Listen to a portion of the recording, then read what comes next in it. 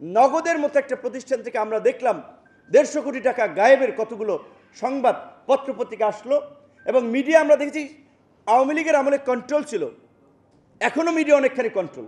সেই নগদের নিউজ সব মিডিয়া আবার রিমুভ করে দিতে বাধ্য হয়েছে, বা যারা নিউজ করছে তাদেরকে নানানভাবে হুমকি ধামকিও দেওয়া হচ্ছে।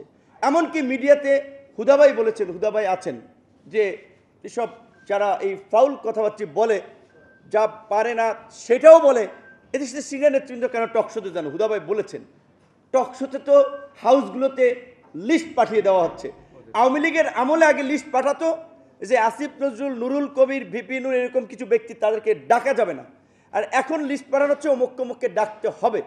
তাহলে এই গণ অভ্যুত্থান পরবর্তী মিডিয়ার স্বাধীনতাটা কোথায়? এরকম একটা ইন্টারিম গভর্নমেন্টের সময় যদি মিডিয়াকে টুটি চেপে ধরা হয়, নিয়ন্ত্রণ করতে চেষ্টা করা হয়, আওয়ামী লীগের শীর্ষ ব্যবসায়ী লুটেরা মাফিয়াদেরকে ডেকে নিয়ে আলাপ আলোচনা হচ্ছে, নতুন পার্টিকে ফান্ড করেন, নাহলে আপনারা ফ্যাসিবাদের দোষর, মামলা দেওয়া হবে, গ্রেপ্তার করা হবে।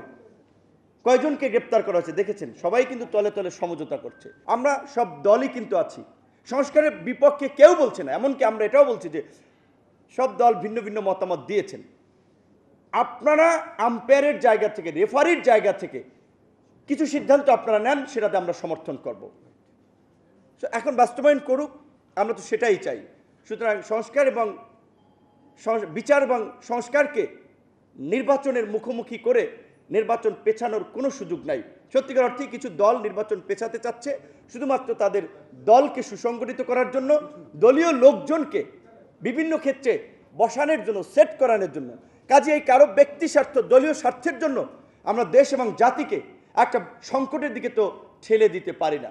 আর কিছু দলও নয়, যেটা আমরা গতকালকের মিটিংও বলেছি, মোটামুটি তাও তাদের টাইমলাইনও কাছাকাছি। তো জামাতের মতো দলও কিন্তু ওই মে জুনের কথা রেফারেন্স করে যেটা বলেছে নির্বাচন সম্ভব নয়, সেক্ষেত্রে ওই ফেব্রুয়ারিকেই কিন্তু বুঝায়। সেক্ষেত্রে বলা চলে এই তাও 2-3টা দল ব্যতীত সব দলই এখন এই দ্রুত সময়ের মধ্যে, বিশেষ করে ডিসেম্বর কেন্দ্রিক নির্বাচনের লাইনই আছে। আমাদের পরিষ্কার কথা, আজকের এই সমাবেশ থেকে আমরা, এই গতকালকে মিটিং হয়েছে, আজকে জাতীয় ঐক্যমত্য কমিশনের আলোচনা হচ্ছে, প্রধান উপদেষ্টা যেটা আমাদেরকে 6 মাসেও নির্বাচনের রোডম্যাপ সম্পর্কে জানান নাই। আমরা ঈদের আগে প্রধান উপদেষ্টার কাছ থেকে নির্বাচনের অন্তত একটা সুনির্দিষ্ট মাসের তারিখ আমরা জানতে চাই।